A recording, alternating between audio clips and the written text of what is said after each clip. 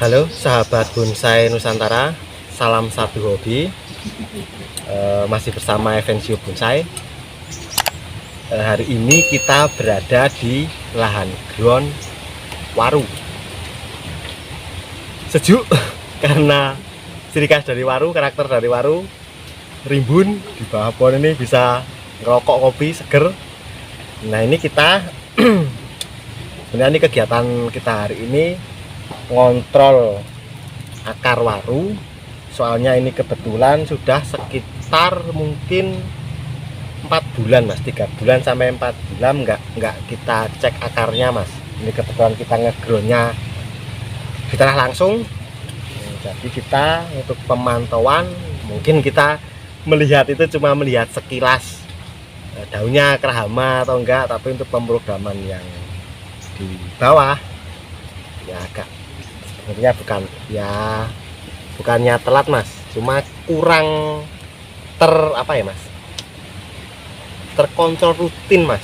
Cuma nggak masalah, soalnya ini kebanyakan kita pemecahannya itu pemecahan tinggi, jadi beda mas kalau kita mecah pendek sama pemecahan tinggi. Itu kita pengontrolan, misal kita mecahnya tinggi 15 cm misalnya, itu kita pengontrolnya enggak harus 1 bulan sekali atau gimana. Kalau untuk pecahan pendek sebisa mungkin kita harus ngontrol akar itu rutin mas, soalnya kan untuk menutup pohonnya itu kan lebih cepat, nanti takutnya ada akar yang menangan sendiri nanti merusak bentuk mas. Ini kalau jenis warunya waru apa mas? Ini waru India mas, ini semua waru India mas, soalnya bibitnya sama jenisnya. Kalau total ada berapa mas? Ini cuma sekitar 15 mas. Ini kita ngeground waru itu kebetulan nggak terlalu banyak mas, soalnya kan karakter dari waru makan tempat tuh mas. Kalau kita nggak punya lahan yang sangat luas itu kan ya sebenarnya nggak apa-apa, bisa menanam banyak. Cuma untuk waru kan lihat nih jaraknya itu ya lumayan lebar tuh mas, jaraknya itu. Ini jarak lebar aja di bawahnya teduh ini mas. Nah ya seperti itu mas. Kalau untuk waru itu karakternya sebisa mungkin kalau yang bawah kita program, yang atas jangan di otak-atik mas, maksudnya jangan sampai kita potong. Soalnya waru misal ini yang atas ini kita potong satu pun pengaruhnya besar loh mas. Pengaruhnya gimana mas? Lambat mas, yang jelas. Nanti yang bawah ini untuk penutupan kambium nanti agak lambat mas. Jadi kalau waru itu dipotong itu kalau udah fix mau diangkat ya mas? Nah ya seperti itu mas, apalagi untuk pelajaran yang atas ini kita potong segini udah, yang sini mangkrak mas.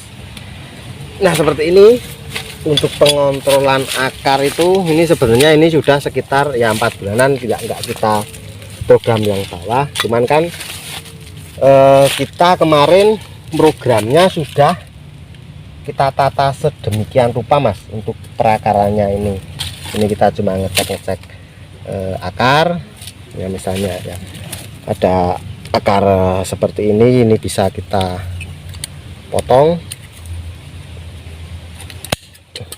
Kalau nggak dipotong gimana mas? Nanti kan yang besar tuh mas, nanti ini kalah kita fokuskan. Kalau ada akar yang numpang itu kita kalahin satu mas, kita pilih akar yang paling rata-rata air mas.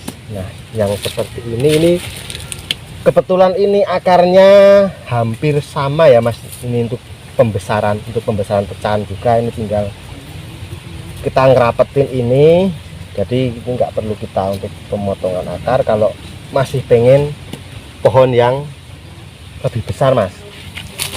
Ini kalau untuk waru itu tetap dikasih alas mas? Iya mas, tetap semua pohon kita itu kita kasih alas mas, biar lebih enak mas menata akarnya. Cuma kalau untuk waru alangkah baiknya itu harus ngontrol itu rutin mas, soalnya karakter waru daripada pohon yang lain itu beda mas. Bedanya gimana mas? Pertumbuhannya mas, waru itu sangat cepat sekali mas. Ibarat kata tinggal kencing aja beda, itu ada perkembangannya lah mas ya, seperti itu mas. sangat cepat. Jadi kalau kita nggak rutin ngontrol, nanti akar ngelos itu yang ini menangan sendiri, yang nanti ini kalah, ini besar sendiri, kan ya merusak bentuk loh Mas. Kalau ini dulu dari stek atau cangkok Mas? Campur Mas, ini Mas, ada yang dari stek, ada yang dari cangkok juga. Ini wah suketi lu Mas, dan sak dedek. Iya Mas, nah maka dari itu ini ya itu sekitar 4 bulan nggak kita kontrol. Cuman kan untuk rumput, kalau seandainya di sini selama 4 bulan nggak kita kontrol rumputnya, tapi tanamannya bukan waru, saya yakin rumputnya pasti tingginya bisa lebih tinggi lagi Mas. Malah bisa nutup Mas. Nah ini kan karena teduh Mas, jadi rumput tetap tumbuh, cuman kan lambat Mas. Ini kok ada yang kecil-kecil juga Mas ini. Ini gimana ini? Kurang pupuk atau gimana ini?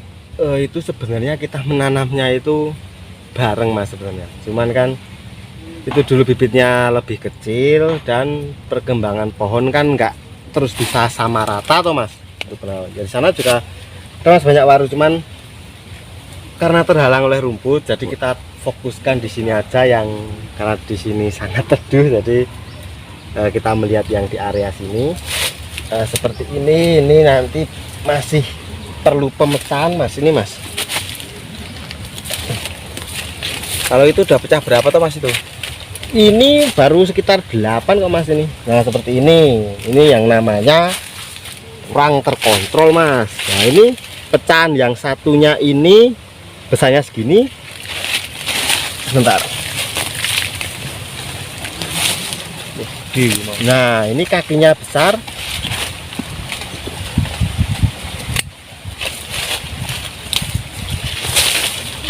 Ini besar, ini telat mecah Mas ini Mas. Tapi ini masih bisa karena ini belum terlalu ya sudah over, tapi masih bisa lah Mas ini. Nanti kita pecah jadi 2, yang besar-besar ini kita pecah. Untuk yang segini sebenarnya ini bisa dipecah, tapi tetap kita biarkan Mas. Nunggu besar lagi atau gimana Mas? Begini Mas, kalau yang besar ini kita pecah, otomatis ini kesetop Mas nih pertumbuhannya. Pasti yang jalan ini Mas. Kalau semua ini kita paksakan untuk kita pecah, seharusnya ini bisa mengejar yang ini juga pertumbuhannya sama dengan karena sama-sama kita pecah tuh Mas. Jadi nggak imbang lagi ya, atau gimana? Seperti itu Mas, kembali ke awal lagi tuh Mas. Jadi sama aja nggak dipecah gitu ya Mas? Ya, udah Mas. Seperti itu. Jadi kita milih ini, kebetulan ini 1, 2, 3, 4-nya ada 4 kaki yang besar, 4 kakinya kecil, 4 kaki yang besar ini kita pecah untuk mengejar untuk mempercepat penutupan bonggolnya ini. Nah untuk 4 kaki ini kita biarkan dulu biar besar Mas, biar nanti besok hasilnya seimbang. Jadi kita itu kalau program itu nggak harus dipaksakan Mas, harus semuanya sekaligus gitu, jangan Mas, soalnya kan per kaki itu besarnya beda tuh Mas. Kalau ini dulu bibit sebesar seberapa Mas? Ini dulu sekitar jempol tangan Mas dulu ini. Tapi untuk pupuknya sendiri? Untuk pupuk kita kasih di samping Mas. Cuma untuk waru sebenarnya enggak, gimana ya Mas, bukannya mau memilih pohon itu, pohon mana yang dikasih pupuk yang banyak Mas. Cuma untuk waru emang kita ngasih pupuknya enggak terlalu banyak karena pertumbuhan waru pun sudah cepat. Nah seperti itu Mas. Ini dulu bibit dari mana Mas? Beli atau dikasih orang atau nyetek sendiri atau nyangkok sendiri atau gimana? Ini dulu jujur saja untuk waru kita nggak beli Mas, tapi nyetek sendiri. Terus gimana itu? Nggak beli tapi nyetek sendiri. Tapi nggak punya babon Mas. Nah, terus dari mana Mas itu? Nah itu jadi kita dulu dikasih temen Mas bahannya, tapi kita nyetek sendiri. Kebetulan temen kita lagi main, ada pemangkasan gitu, nah kita dikasih, alhamdulillah tuh Mas. Nah, kita rawat rumah, kita stek. Berarti ini kalau waru sendiri mudah hidup atau gimana mas, atau agak sulit atau gimana gitu? Untuk waru mudah mas, sangat mudah mas. Untuk waru, waru itu uripan kok mas, waru itu. Kalau musuh sendiri mas, dari waru itu ada musuh tertentu nggak? Seperti hama-hama kayak gitu? Kalau untuk pohon waru sebenarnya musuh atau hama itu kemungkinan sama pohon yang lain mas. Ada ulet, ada penggerak batang. Cuma kalau waru, karena waru itu empuk tuh mas, waru itu lunak, jadi untuk seperti penggerak batang itu waru lebih riskan terkena penggerak batang mas. Jadi harus rutin untuk pengontrolan. Misalnya sudah ada gejala kena, ya harus segera kita antisipasi mas. Untuk antisipasi sendiri mas, gimana ini? Ya misalnya kalau sudah kena belum parah, kita bisa cari penggerak batangnya itu. Kan penggerak batang kan ulat kecil itu loh mas, harus sampai ketemu itu nanti bisa pulih mas. Kalau enggak kita cari, kita kasih obat itu juga bisa mas. Yang jelas sebisa mungkin kalau terkena hama harus konangan mas. Kalau terkena hama terus selama 1 bulan enggak terkontrol, rampung mas. Kalau untuk obatnya sendiri mas, ini untuk pencegahan hama itu biasa pakai apa? Untuk penggerak batang atau untuk ulat mas? Dua-duanya mas. Kalau untuk penggerak batang kita pakai poragan mas. Kalau yang untuk ulat mas? Kalau untuk ulat kita pakai macam-macam mas. Pestisida itu banyak mas, jenisnya dan mereknya itu banyak. Terus kalau ya mungkin cuma itu sih mas kendalanya, ulet sama penggerak batang. Ini kalau di tempat lain ada nggak mas ini waru yang sejenis ini atau yang beda jenis itu? Ada mas, kalau waru kan jenisnya sangat banyak tuh mas. Ada juga jenis lain.